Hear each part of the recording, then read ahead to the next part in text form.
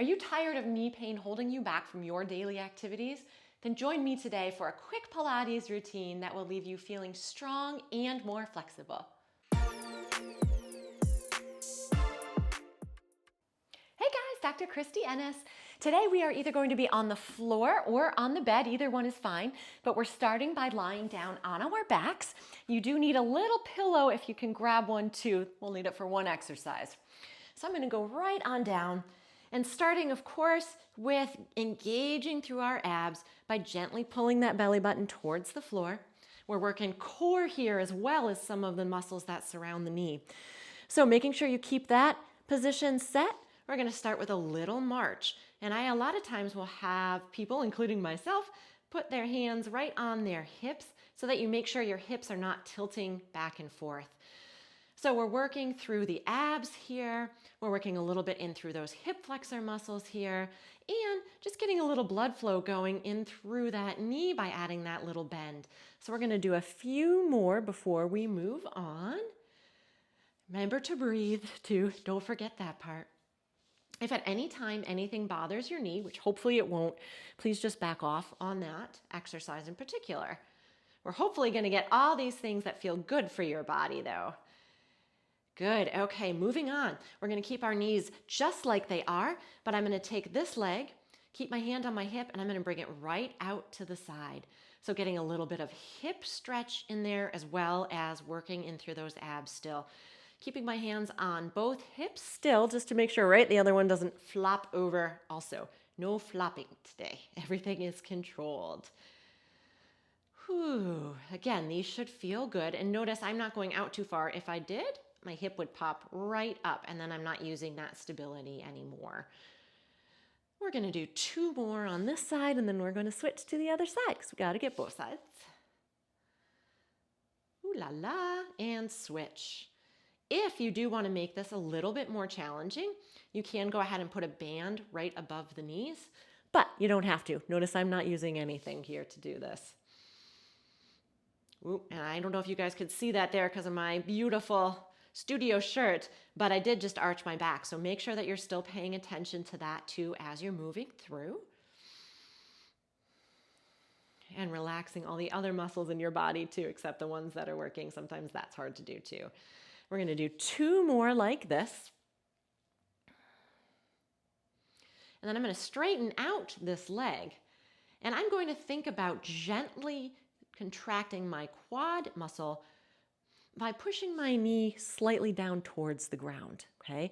You want to maintain that as you lift this leg now up towards the ceiling. And notice I'm not lifting too high here. So I'm starting to work more into the hip flexor, the quad muscles, and those ab muscles have to work even harder in order to keep my spine where I want it to be. So make sure that you don't let that quad go and get that knee bend, or we call that a knee lag, because then you're not working those muscles the way they need to and supporting the knee, the way it needs to. Whew, and I'm already shaking a little bit here. Clearly I have some knee things, right? We're going to do 2 more on this side. And I'm going to bend this one back and straighten the other one out. Same idea. Gently squeeze that muscle, pressing that knee gently, right, towards the ground. Emphasis on gentle here, right? And then we're going to lift for 1, 2. Pay attention. Even if your knee is only sore on one side, sometimes you can get some weakness on the other side that's actually leading into that. So it is not shocking if even though your leg hurts on one side, it's weaker on another. So it's always good. That's why we do both sides here too. We're going to do 2 more and then change it up again. There's my stomach talking too. Okay, so from here, I'm going to bring this knee in towards my chest, straighten out the leg as best as you can. Right now we're stretching out that hamstring a little and then lowering down. Now, I am only lowering as far as I can without shifting that spine position. So if you even want to give a little hug in towards the chest to get a little more stretch, and again, straightening as much as you can without pain, squeezing into that quad again, and then back down. I'm keeping my toes flexed because for me right now, if I point, I will cramp. You can choose to do what you want and what feels best for your leg. So notice again, nice and slow and controlled. We really want to activate all those muscles around there. I'm going to do 3 more on this side. And notice I am not going all the way down to the ground, because if I did, I would lose this contraction in through my abs and in through that spine position. Okay, switching sides, same idea. Bring that knee in. You can give it a little hug if you want. Straighten as much as you can without discomfort. Squeeze into that quad and lower. It's almost like a bicycle on your back. In fact, I think it is like a bicycle on your back, not even almost. That's 3, 4, 5, 6. Muscles should be working hard. 7. You may even notice that your hamstring, right, that leg can go a little bit straighter as you go through some of these, as we're getting blood flow going. We got 1 more of these. Okay. I'm going back to the other leg, straightening it up towards the ceiling. Hands are going to go back on the hips, and you're going to bring that leg straight this time out to the side. Again, notice my motion is even smaller than when my foot was on the ground. It's a little bit harder to move a leg that's straight, right? Longer. If that's too much, bend the knee. Try to keep that leg off the ground if you can, but of course bring it back down if need be. So even with my knee bent, I can't bring it out as far either.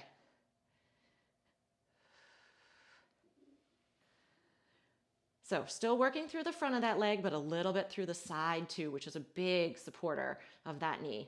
It's the knee's biggest fan. All right, switching sides. Again, I've got my foot flexed. You can play around with that and see what feels better for you. Try not to turn your toes out though as you go, to again really engage some of those side hip muscles a little bit more. And of course, still breathing.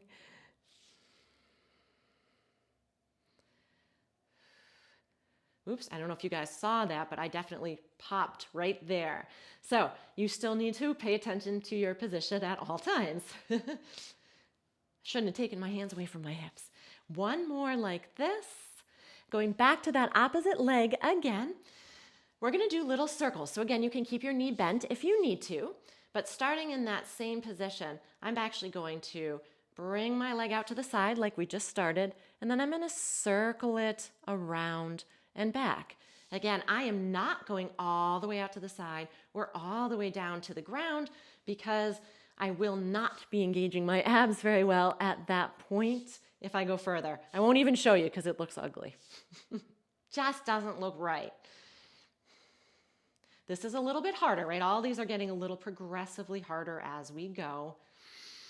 And we're just gonna go in this direction. So we have 1 more on this side, and then it's a switcheroo. Good, bending, and straighten that leg back out. If you want to keep the opposite leg straight on the ground instead of bent, you can. I'm just gonna tell you though that that is harder to stabilize in through the abs and the spine, which is why I'm not doing it, because my body doesn't wanna do it. I always tell you guys, listen to your body. So I need to listen to mine too. 3 more like this, and then our legs are going to be on the ground, both of them. Uno mas. This is a coordination thing too, right?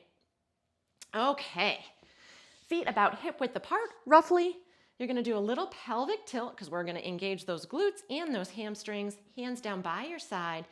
And now you're going to lift that butt up as high as you can without arching or doing anything funky with your neck, okay? So that's 1. I'm just going to move my pillow a little.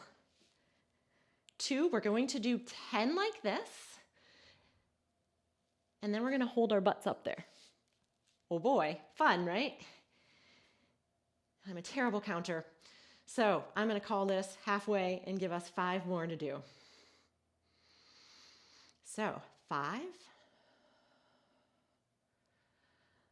4. Remember, we're holding it up at the top. 3, 2, last one.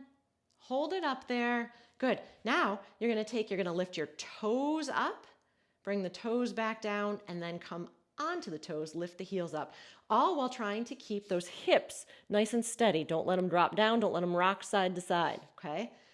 Again, if any of this is uncomfortable, stick with a regular bridge. This is not easy for me. You can tell where my weaknesses are. If you need to adjust the position of your legs too to be closer or further from your butt, if that makes it a little bit more comfortable for you, I'm going to go a little bit closer. We're going to do a couple more here.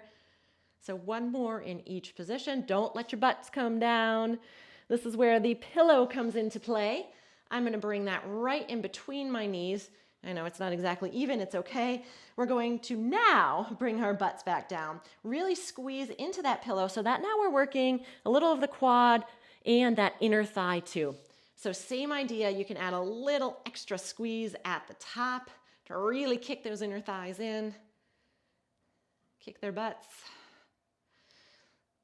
When we're done with this one, we're going to go lie on our side and get more of that outside hip. Like I said, those play a big role too, even though they don't look like they're right at the knee, they do attach near the knee and help support it. I think I just had jazz hands there. We've got 2 more to go. And I'm not squeezing nearly as well anymore. Better get that in there. Okay, we're gonna go right onto our sides.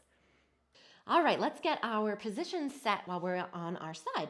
So if your legs are out straight, you want to look down and see your feet, maybe your toe. Well, definitely your toes if you see your feet. Your toes, some of your feet, maybe a little bit of your leg. But if you see a lot of your legs are too far forward, okay?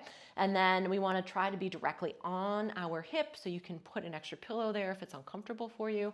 And our torso is lifted just slightly away from the floor so that you could slip a cupcake under there and have it be perfect by the time you're done.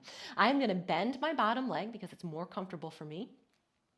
I'm now going to shift this leg back just a touch, so it's going towards my heel, turning that foot down towards the floor, and then I'm lifting. Turning that foot down helps to really activate those outside glute muscles and hopefully use those hip flexor muscles a little less. We already did those. We're done with those. Moving on. So, hard to talk and work sometimes, I tell you. We're going to get 10 here, so we've got 3 more, and then we're moving on. Try not to press down into the ground either. All right, from here, I'm going to straighten my bottom leg. This top one stays right where it is. Try not to fall over, and you're going to lift the bottom leg to it. Woo-hoo-hoo. This one is definitely harder not to press down into the floor. I can tell you that for a fact. That's 3, 4, 5, I'm laughing because I'm having trouble. 6, 7, 8, 9, 10. Okay, I'm going to bring this top leg now either behind or in front of me. For me today, it's more comfortable behind, but try to stay all the way on that hip. And we're going to lift that lower leg to activate that inner thigh a little bit more. Again, there's 2, 3, 4, 5, 6, 7, 8, 9, and 10. And we're going to switch sides. Now feel free, even if you were able to do some of the other ones on the floor, if it bothers your knee to be on a hard surface with the pressure there, go ahead right up onto your bed or add a little bit extra cushion too. All right, so same idea, and that we want to get our position set and not kick our weight.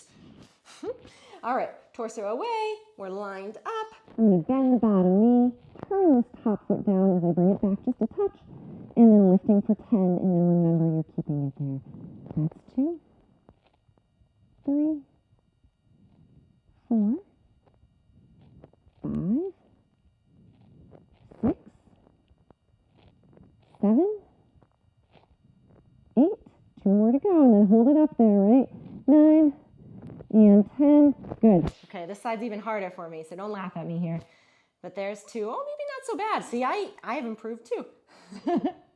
There's 4,